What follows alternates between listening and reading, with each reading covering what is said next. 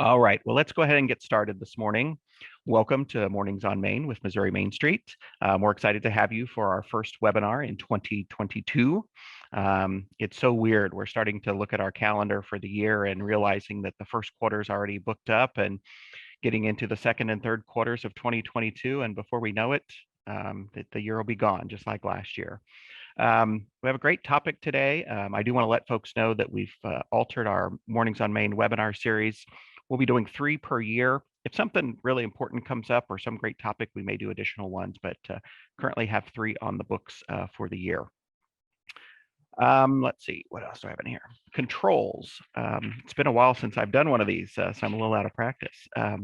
Controls, this is a Zoom webinar, so there is limited participation pieces for the participants, but we do want that interaction. We've got the chat box. We've got a couple messages coming in on the chat box. Happy New Year to folks. Welcome to our webinar series if this is your first one.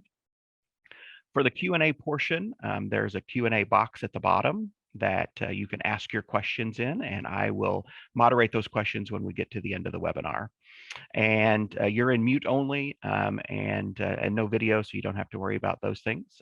If you have any questions or we don't get to questions, you can certainly email us afterwards and we can help you with anything that we don't get addressed. I do want to let folks, those in Missouri, be aware of a workshop that we have coming up. It's a marketing, heritage, and cultural tourism workshop for rural Missouri. We received a grant, worked with the Missouri Humanities Council, and have some grants to give out, $5,000 grant assistance for Missouri Main Street communities in the accredited, associate, and affiliate tiers. So we have a workshop January 26th in Jefferson City. You do have to participate in the workshop in order to apply for the grant. So just wanted to do another commercial for that grant that we have coming up. We have 2 fantastic speakers this morning. This is a topic, entertainment districts is a topic that we are hearing more and more about as Missouri Main Street staff. And so started reaching out to folks to get some perspectives. And as we've worked with communities, hearing about entertainment district conversations or actually entertainment districts that have been implemented. And so we'll talk to Megan in just a second, but then also reached outside the state. I did some research online and found that Kentucky and Paducah have a really vibrant system for entertainment districts. And so reached out to Katie, and she's going to share what they are doing in Paducah with their entertainment district. And want to let everybody know that when we're talking about entertainment districts, it is a broad spectrum. It can include outdoor seating, cafe tables, blocking off sidewalks, all sorts of business recruitment type activities can fall under that. Today's focus on entertainment districts is going to be more focused on the alcohol portion and open containers that can be used in your district to add an additional vibrancy component. And I think both of these folks are definitely going to mention that COVID has really helped bring about more interest in entertainment districts, pushing that envelope out onto the sidewalks and into the streets as we talk more about social distancing and not getting folks gathered into small spaces. So they'll both talk about that. So our first speaker is Megan Tall. She's the executive director for Main Street Trenton. After graduating with a bachelor's degree in business management, she returned to her hometown in Trenton, Missouri. She has assisted the board of directors with preserving a historic building in their downtown district, which we talked about on a previous Mornings on Main about their business incubator space, which was launched as the Main Street Mercantile. Main Street Trenton received their first state award from Missouri Main Street, the Outstanding Economic Impact Project Award for that mercantile in 2020. And Megan's going to talk to us about entertainment districts, and I'm going to share her screen, or share my screen that has her presentation on it. Megan, go ahead and I'll get this queued up for you. Okay, well, thank you so much for having me today. I'm very excited to share the process behind establishing our social district in downtown Trenton. I wanted to start with just a brief description of our community and our organization. Trenton has a population of 5,570 and an increased daytime population of 6,607. So we are a smaller community and our median age is 44. Main Street Trenton began as an affiliate grant participant with Missouri Main Street in November of 2018. In February of 2019, I was hired as the executive director. Shortly after that, we launched the Main Street Mercantile, which was an initiative to support local small businesses in an incubator setting. Shortly after that, 2 of the small businesses within there took ownership of the Mercantile and have been very successful since. So that brings us to 2021. Following the peak of the pandemic in our area, we decided we needed to establish a regular calendar of events to bring people downtown. We honestly didn't know if we'd get to see those events through with the pandemic, but we wanted to plan just in case. So luckily we were able to have some of those events in a social distance setting, but throughout the year we did face some challenges due to our local open container ordinance. And we realized that there are some communities you can go to and have a drink on the sidewalk or the riverfront boardwalk, but here in Trenton, we have a pretty strict law on open containers. So that started a social district discussion. We worked on a flexible and creative pilot program. Some cities allow their social district to be open every day or on certain parts of the day, but we thought our best fit would be event-based for the most part, meaning there's usually an event going on when it's open, or it's open when businesses communicate or request that they have something going on for which they would like the district to be open. And so we are piloting this program in a small and manageable area. We felt to be effective and relevant where we are right now, that this smaller scale was our answer. So the majority of our events take place in the heart of our downtown. We literally have a flagpole in the heart of our district. So creating that social district around that in the center just made sense for us. So the process, we literally created a one-pager, a simple, informative, very direct list of details. It included everything from the definition to the open hours, restriction examples, and the boundaries. And we also included a map as a visual tool. It had our district outlined and then that focus point for the social district. And we have 8 council people. So our board then divided and visited with each of them on an individual basis.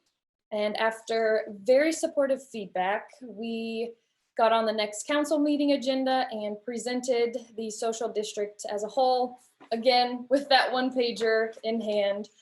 And they had several questions for us, and we had a really in-depth discussion, but overall a really great meeting. And so I'm not very old, but for the first time in many, many years, the city of Trenton updated its alcohol law. And so in addition to that one pager with all of those details on the screen there, we also highlighted advantages of a social district. Anything from wanting to bring people downtown in a positive and upbeat environment to creating a new experience for people, and really just hoping to drive interest and excitement to downtown for people to explore all that we have to offer. So ultimately, we wanted to, of course, increase foot traffic and provide that exposure for our local businesses. And understandably, there were some skeptics and concerns with this conversation. There's a number of rules that we're following to adhere to the local guidelines, but we worked with the city of Trenton and our local law enforcement leaders to make sure that the social district was put in place with safety first, while not overreaching or defeating its purpose. And so it's open during Main Street Trenton events. Businesses located within the social district may prohibit anyone from bringing alcohol into their business, and they can do so verbally or with signage. Alcohol must be sold by businesses within the said area. There's no outside alcohol allowed in. Businesses selling must comply with all laws and licensing. And signage, we're going to post signage at the boundaries and all exit points so people understand where the boundaries are.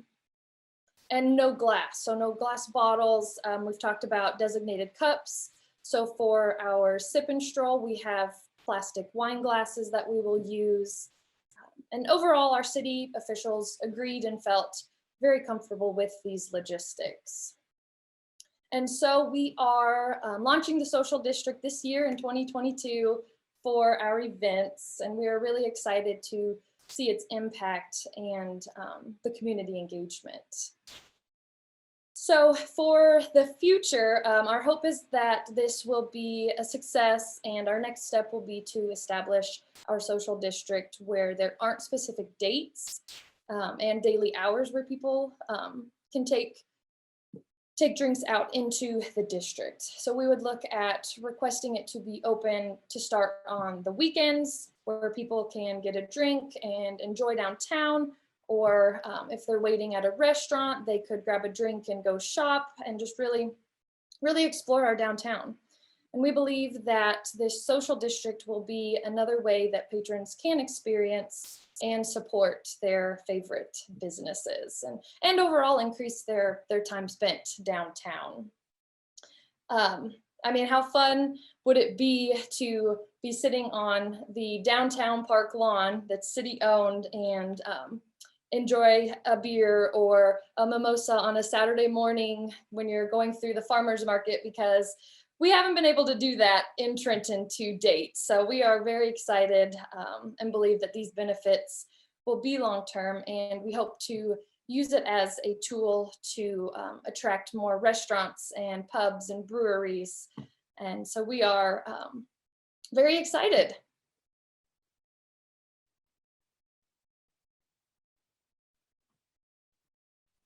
Thank you, Megan. The whole mute got me first thing here in the new year. Thanks, Megan. Have some questions coming in. I just want to remind folks to ask their questions in the Q&A section. It just helps me manage them easier as people are commenting or things like that. The Q&A is easier for me to keep an eye on. All right, now let's move to Katie Axt. Katie is a principal planner with over 15 years working in the public sector. She is also the Main Street Director for the city of Paducah. In her current role, she works with local businesses and community organizations to grow downtown Paducah, which I've been to Paducah several times. When we were creating our Main Street program in Excelsior Springs, we went to Paducah to look at their program. They have a thriving commercial district and vibrant urban neighborhood.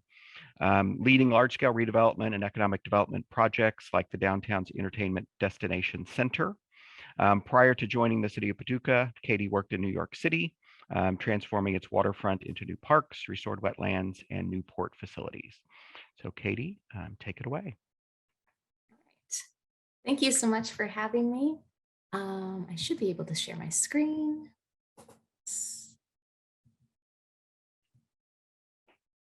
You can see that? Looks great. Okay, great. So thank you, Keith. Again, my name is Katie Axt. I'm the Main Street Director for the city of Paducah. And thank you to the other Kentucky Main Street programs that are participating today. It's wonderful to have you on this webinar and to also to speak to the Missouri Main Street communities. I'm thrilled to talk with you about our entertainment destination center. We are about 6 months into our program, and just a little bit about Paducah. We are located on the west side, the far west side of Kentucky. We are a community of 25,000 people. We are growing. The 2020 census showed us that we are growing, which we're really excited about. And our downtown is located right at the confluence of the Ohio and the Tennessee River. We are about 20 square blocks made up of 185 businesses. 65 of those are retail, 20 of those are bars and restaurants, and another 10 are cultural and arts districts. We are a UNESCO Creative City for fiber arts and folk arts. And if you come to visit us, we would love to have you to experience all of our arts and culture, our National Quilt Museum, and our entertainment. And so the Entertainment Destination Center is kind of our newest program for showcasing how downtown and all of the ways in which we can be entertained. The Entertainment Destination Center is is based on controlled open carry of alcohol. As you can see here in this slide, we were approved by the state of Kentucky last spring, and we officially launched in June of 2021. And the reason why we did an Entertainment Destination Center, an EDC, was for three reasons. One was obviously to continue to grow downtown into a city, a small urban environment located in rural Western Kentucky, to support our existing businesses and to find programs that help them grow organically, and then also to continue to attract new businesses. During the pandemic, we actually had more businesses open in Paducah than the last 5 years. So we've been seeing a lot of growth in terms of our local businesses, retail, restaurant, and also cultural organizations. And our mission in Paducah is to make Paducah the best-in-class city for opening a local business. So if you're in Western Kentucky, Southern Illinois, Southeast Missouri, we want Paducah to be your first choice for opening a local business. So if you were to come to Paducah today and go to one of our 20 participating bars and restaurants, you will be greeted at the front door with an entertainment destination sign that establishes that you are in the entertainment district, and that you are allowed to come in, purchase a beverage, and then walk out into the public spaces. Our sidewalks, our streets, our parks, and kind of our public gathering spaces. You might come and sit down at the bar or the table, and you'll be greeted with one of our coasters that again tells you and encourages you to be part of the entertainment district and all of the different ways in which you can be entertained. You can participate in the alcohol or not. It is part of one of a larger program of encouraging entertainment and seeing downtown as a place to be entertained in multiple ways. Walking, shopping, dining, and experiencing the uniqueness of downtown Paducah and our riverfront. In Kentucky, we are required to have designated cups. Every restaurant has the same cups. They have our trademark and our logo on it. And on the back, we do have sponsorship. We were able to get a sponsorship. Kentucky doesn't require that, but a local bank saw this as an opportunity to support the program. So we were able to get a sponsor for the cups, as well as the permits, the license with the state, but everybody has the same cup. And you'll see those as you're walking around, or whether you're in the restaurants and the bars. And then also, like Megan said, we are required to have signs at the boundaries of our district. And Kentucky requires us to, have the name of the program, communicate that no alcohol is beyond this point, and then the days and hours of operation. So those are required, and this is what we have designed. And if you come and visit our community, you'll see those along the perimeter of our downtown and our riverfront area. Our Entertainment Destination Center district is made up of 16 square blocks, concentrated where the vast majority of our bars and restaurants and cultural organizations are, as well as 1 mile of riverfront. So our larger vision as it comes to growing downtown Paducah is to connect our historic downtown with our riverfront, our National Performing Arts Center on the south side, which is our Carson Center, with our convention center on the north side. And so what you see here, we call it the dolphin, because if you cock your head a little bit, it looks like a blue dolphin, is representative of our large entertainment district and the 20 businesses that can participate in this program. In addition to getting the program set up and working through the regulatory process with the state, with our local government, and then articulating and memorializing agreements with our local bars and restaurants, we have also layered in programming to help promote and support the program. It's new, it takes a while for these things to kind of grow. And so last year we developed a 6-month program called First Friday Happy Hour. And this is, again, to walk, shop, and dine your way through the district. The bars and restaurants have drink and food specials. We encourage our merchants to take advantage of the increase of the foot traffic and to bring their merchandise out onto the sidewalk to encourage seating, to encourage activity. Some bring their own music. We have music throughout the downtown area. And it really kind of connects in terms of a program to encourage people to get downtown, and then the businesses to be able to take advantage and get those people into their shops or into their bars and restaurants to support. The program has been so successful that our restaurants and our bars are starting to take it upon themselves to do their own programming. So they will market the entertainment district on their own. They've been putting together menus for the EDC cups. So it could be things like you see here on the right, where it's kind of like boozy slushies that are meant to be taken outside and down onto the riverfront. Over the holidays, we had, warm hot chocolate and hot toddies. And again, kind of marrying events and seasons with the entertainment district, and that the restaurants kind of use that to build their own menus, to build their own clientele, and to drive traffic and sales into their own business. Going forward, we have a new initiative, hopefully for 2022, when we bring pedal taverns to downtown Paducah. If you've been in larger cities or other cities, smaller cities are doing this too, where they'll have quadricycles that go around, and it's just a fun way. It's a bar essentially on a bicycle, and you pedal around and you pedal in your historic district or on your riverfront, and there's music, and it's just a fun way to, again, kind of experience what makes your community unique.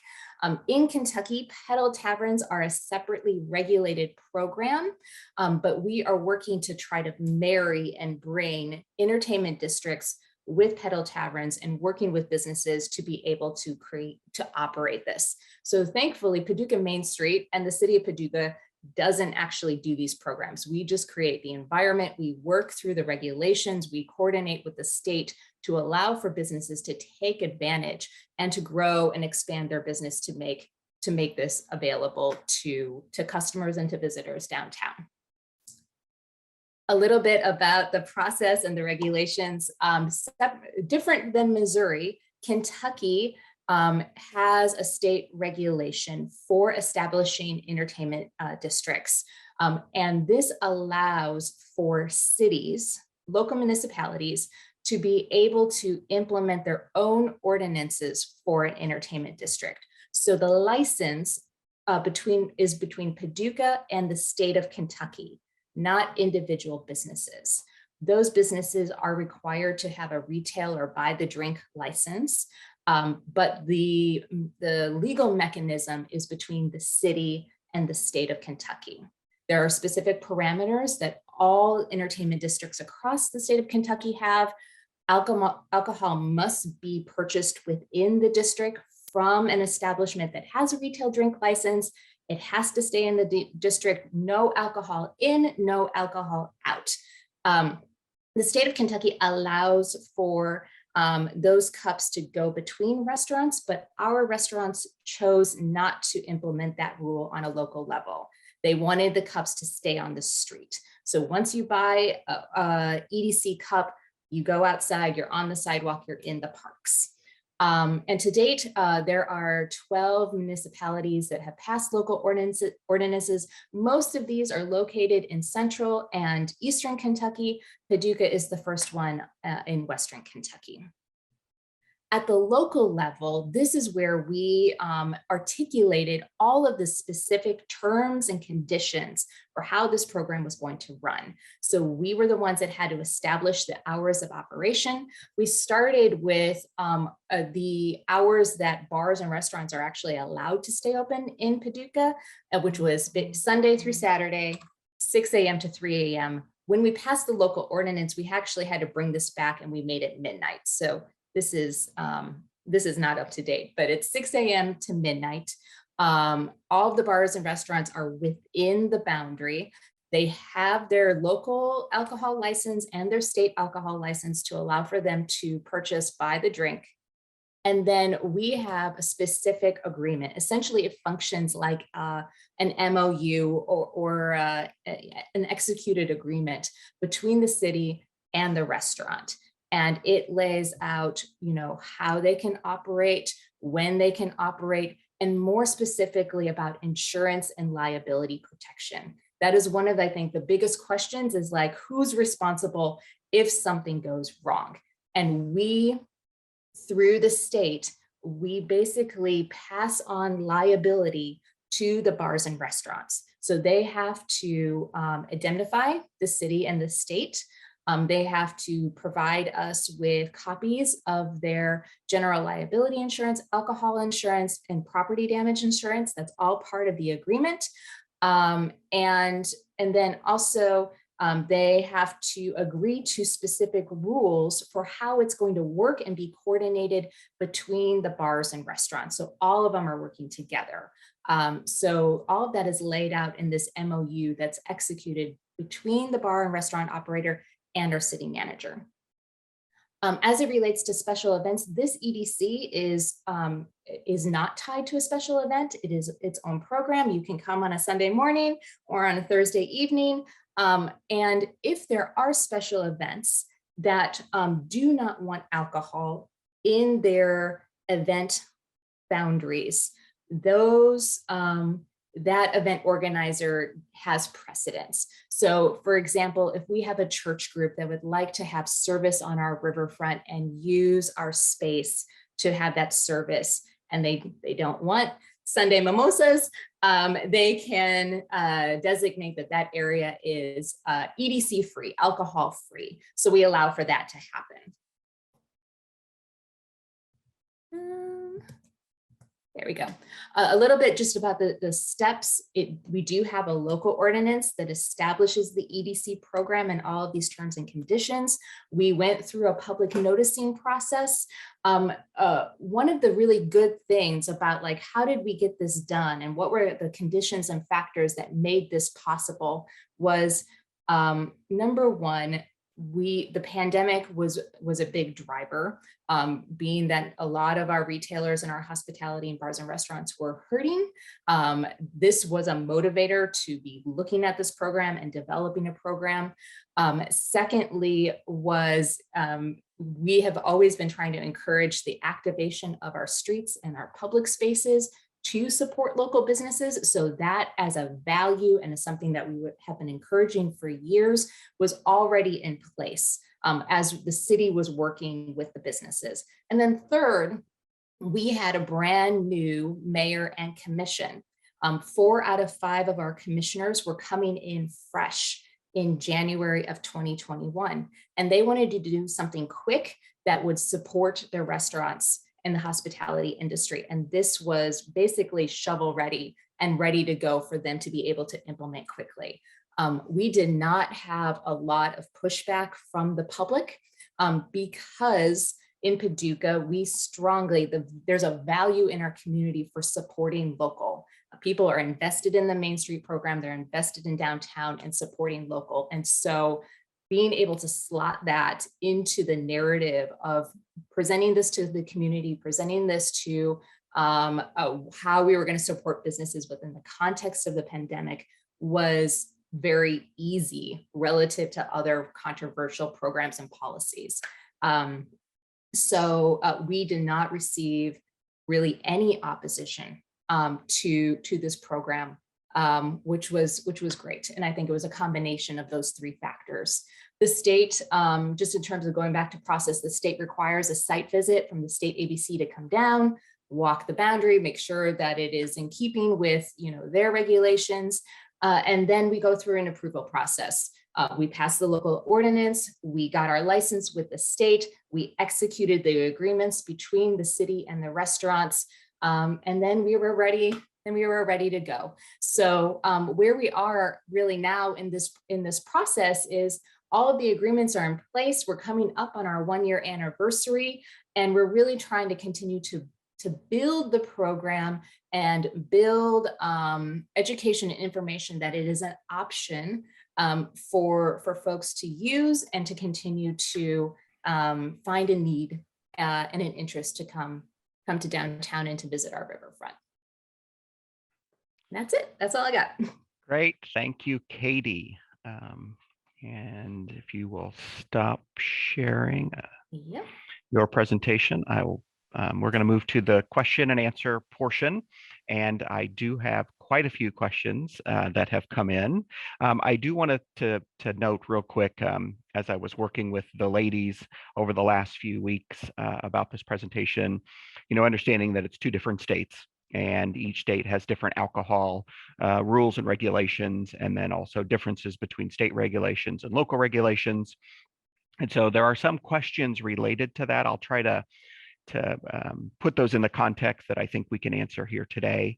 But in realizing that there are multiple layers to this topic, particularly for our Missouri audience, we've already made a commitment and reached out to a law firm that works with municipalities on doing a session at our state conference to get into more of the details of those regulations that are required. But in talking with Megan, it seems to be a little less regulatory here in Missouri than it is in Kentucky, but we want to make sure that you guys have the right information. So we'll have a session at our state conference the first week in August related to more of the legalities of this and how you can do it. But of course, if after today's session you are gung-ho and want to get this started in your community, search out the city, because they definitely need to be a partner, and the city's legal counsel in setting this up as they did in Trenton.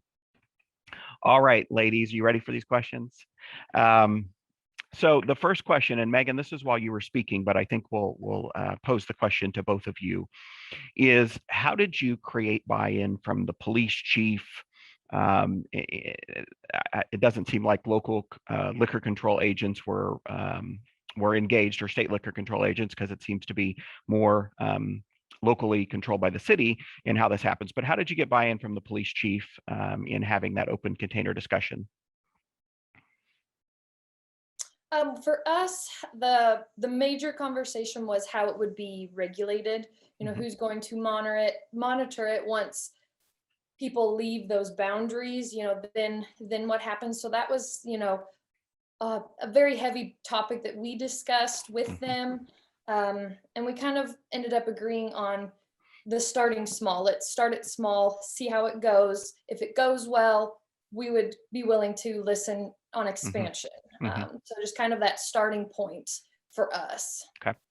I think also that the tone was set when the governor relaxed the to-go alcohol laws during COVID.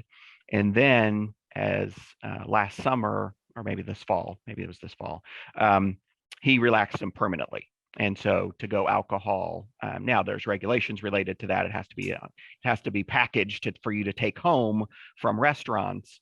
But I think that's opened the door too for a lot of communities thinking about this differently. Katie, what about you and the conversation with the police chief? Yes, so it was police and sanitation that were our first 2 consultations, because we knew that there would be, if there were community concerns, it would be around public drunkenness and then also trash, excessive amounts of trash on our sidewalks. And so we started with the police chief, and we kind of laid out what the program was and what it was, the goals. And we listened to whether there were any concerns from him. And from the very beginning, he did not have concerns about it.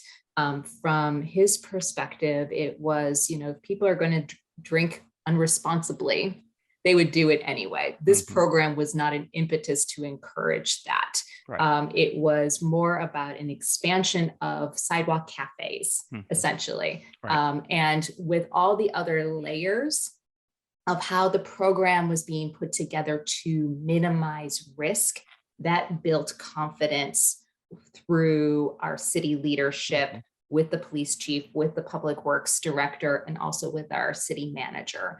And that really came through in terms of our terms of agreement, working and training our restaurant and bar staff, making sure that everybody was up to date on their STAR certification so that bars and restaurants were not over serving, and then being very, very clear that all of the normal rules exist outside of these boundaries. So once you step across the line, then it's no longer legal. If you get in your car, that is not legal. And so that really kind of built a good relationship with our police chief.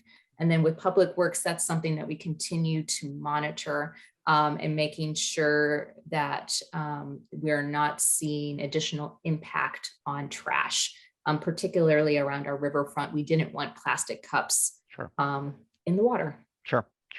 Well, I think you both make great points in that it creates, you have to have the relationship, but I think it's also looking at the proper verbiage and looking at the safety aspects.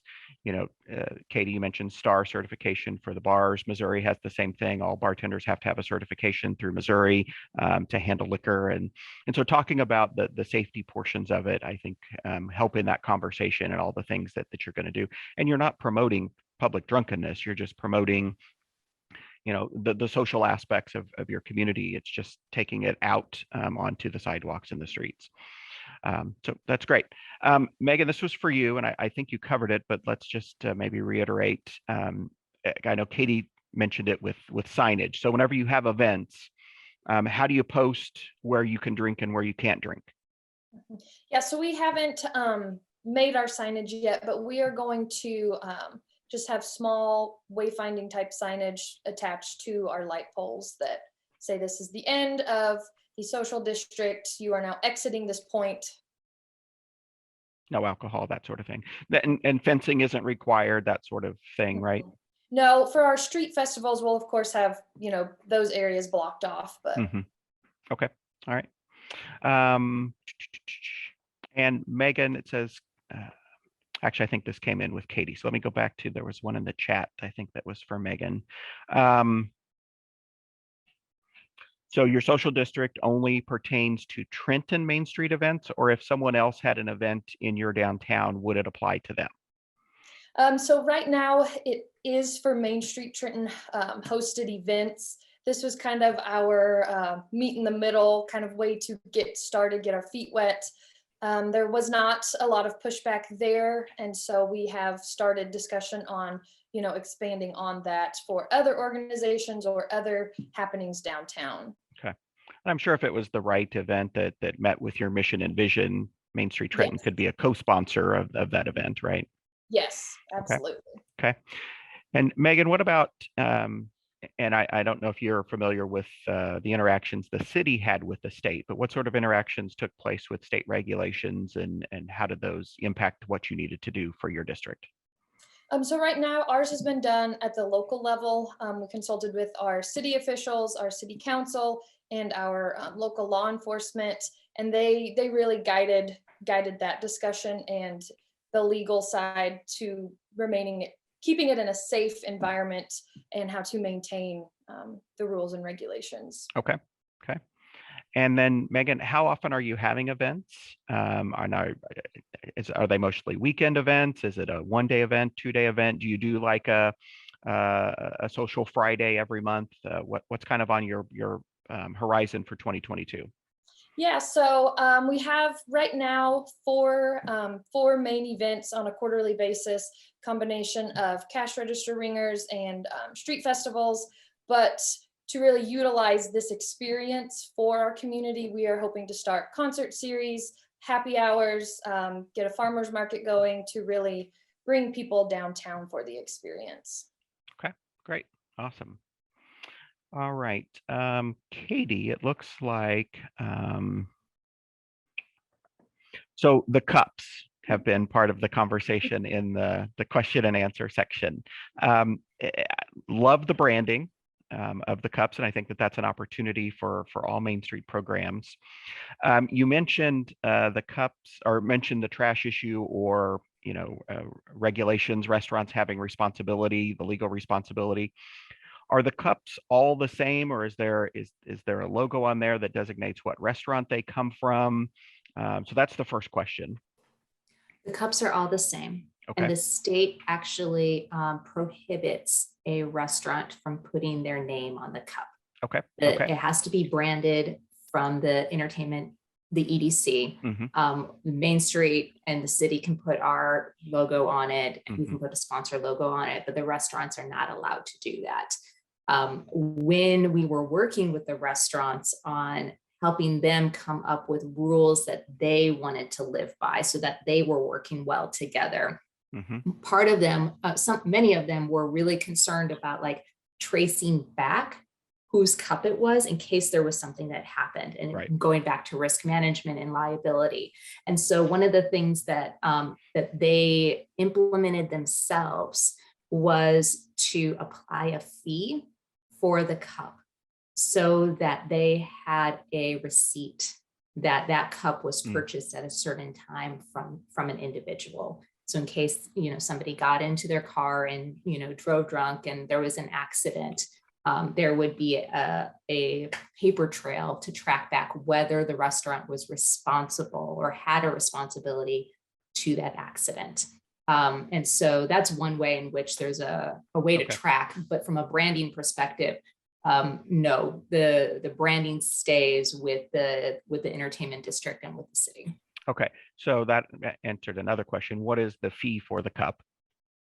I believe the restaurants set it themselves. Okay. And I think it was $1. I Okay. think it was $1. Okay.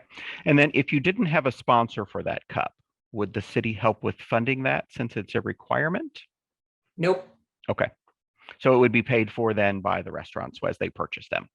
That's correct. And now, so I think the cups and cup procurement and cup management, you would think it's a simple thing, but it's actually, it's a little gnarly. And so when we were doing our case study research and kind of developing our program, we reached out to many of the already established EDCs in Kentucky. And we talked with them about like how they manage their cups, who procured them, who paid for them, how were they distributed. And several of them, when they launched their program, they were like, the city or the Main Street program procured the cups, they distributed them, they were managing it, they were in the cup business. And it was a royal headache. Like across the board, it was a royal headache because it was about supply, right? So getting a cup manufacturer in the pandemic was really challenging for us. Finding somebody that could design it. We have actually, it's around both sides. That was hard.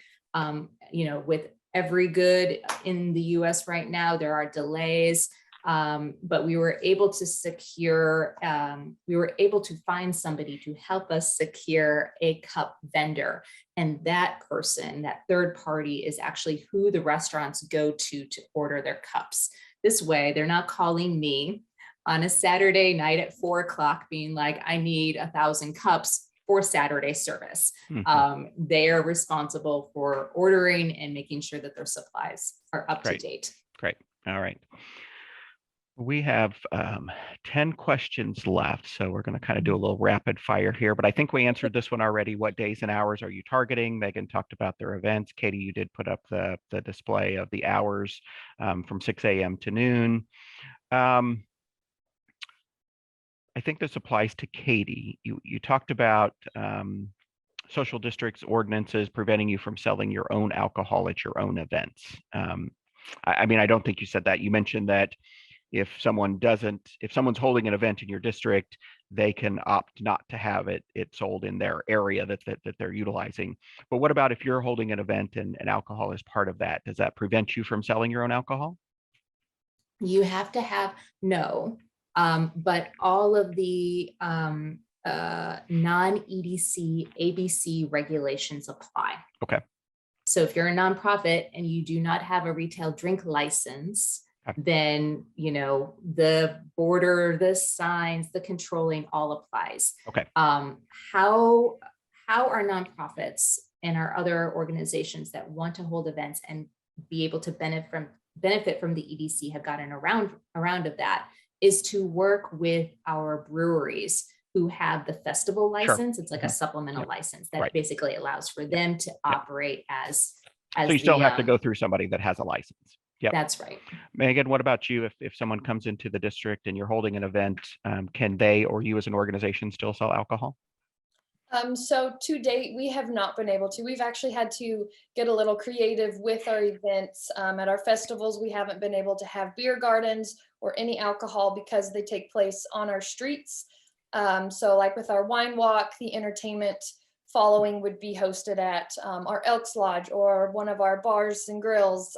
So we've had to explore some options there, but this opens a whole new door for us. Okay, great.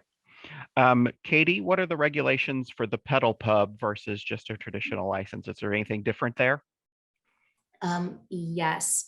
So the pedal bar requires its own license, a public consumption license. And if there wasn't an EDC, there would be specific regulations in place, like a number of seats, whether there's a tap on, in a non-EDC context, you can bring your own, but it has to be packaged. It has to be opened on the Pedal Tavern. It can't come off.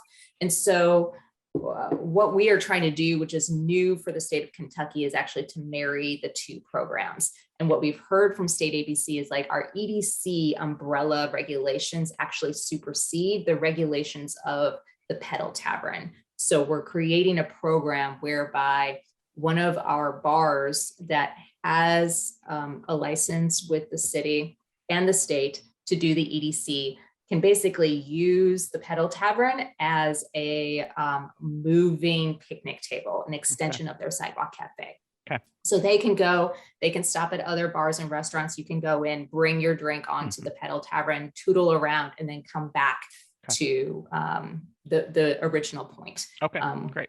Which is great. Yeah, that's fun. Megan, how many establishments do you have within your district that sell alcohol?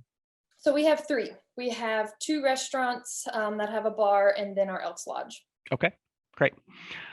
Katie, I think this would probably pertain more to you and would be some of your other EDCs within Kentucky. We have a question from an urban district. Have there been any crime or nuisance types behavior in a more urban setting?